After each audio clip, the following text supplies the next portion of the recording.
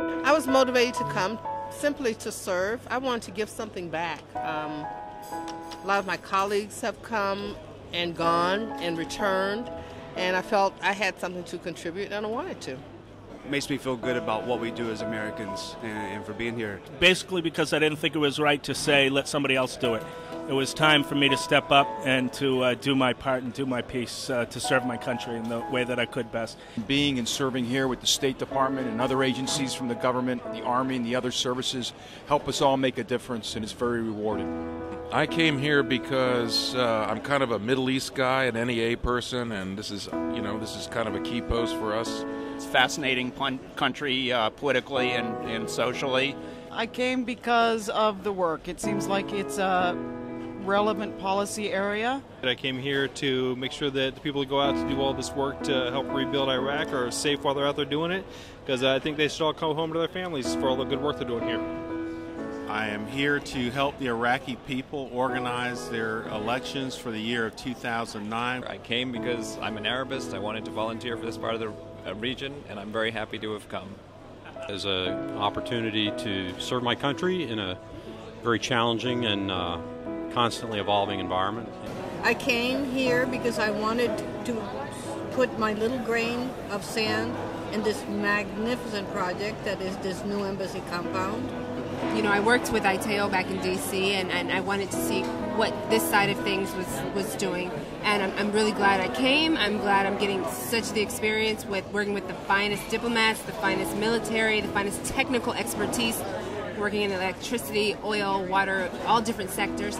I am a third tour officer, and I am truly enjoying my Baghdad experience because there's no other place where on my third tour I would have done everything from helping to close down a palace, opening a new embassy compound, helping to run PRTs, and doing every possible project under the sun. You know, I could stay in Tashkent or I could come here, and this won out. I love being here. I love my job. I've never had so much fun in my life. I'll be here 2 years at the end of my tour because I extended. That's how much I like it. Chose to come to Baghdad. I was looking for some adventure, a lot of hard work, a lot of rewarding work, and I got exactly that and more. Having the responsibility of having numerous people underneath you, it's helped me with my my management skills, my writing skills, and also career-wise for later on for advancement through the Foreign Service. I came here back in 2007 because I wanted to help solve some really hard problems. In March of 2007, things were pretty bad here, and the situation was very uncertain.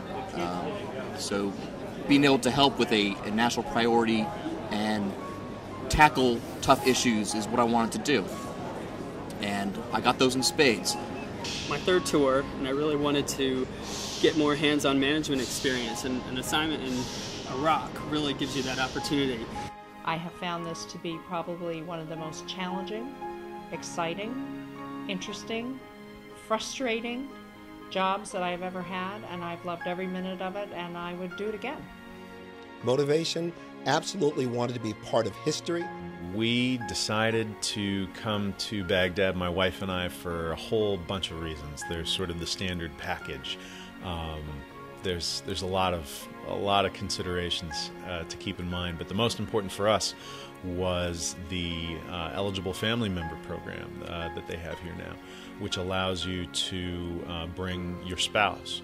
I hope that being out here in Iraq, I can have an impact on the forefront of U.S. foreign policy, and that includes everything from helping a small family in a rural area get access to schools and to books and to learning, to large-scale projects to help revitalize the libraries of the province.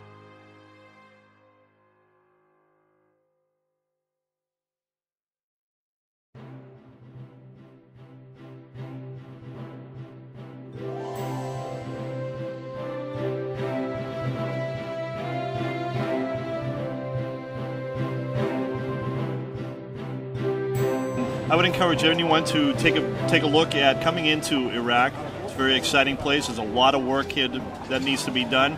and you can have an adventure while you're doing your kind of regular job. So think about Iraq. To take that chance and take a job that I think is simply the most interesting that I've ever had in my career. But our job here isn't done.